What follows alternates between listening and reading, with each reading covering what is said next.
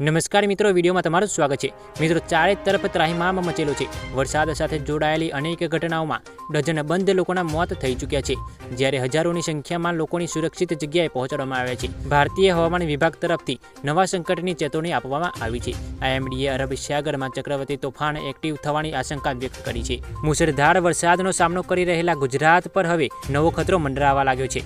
અરબ સાગરમાં કચ્છ અને પાકિસ્તાનથી અડીને આવેલા વિસ્તારમાં ચક્રવાત સર્જાઈ રહ્યું છે, જે તટવર્તી વિસ્તાર સાથે ટકરાશે। અરબ સાગરમાં થતું ચક્રવાત એટલું મજબૂત અને વિનાશકારી નથી, પણ તેની અસર ગુજરાતમાં અનેક ભાગોમાં પડવાની આશંકા છે। રાજ્યમાં પહેલેથી જ વરસાદે હાહાકાર મચાવેલો છે અને હવે નવી આફત આવી છે। ચક્રવાત ઓછી ગતિ સાથે તટ તરફ આગળ વધી રહ્યું છે અને તે 30 ઓગસ્ટે તોફાનમાં બદલાઈ જવાની સંભાવના છે। આ દક્ષિણ પશ્ચિમથી દક્ષિણ તરફ વધી રહ્યું છે।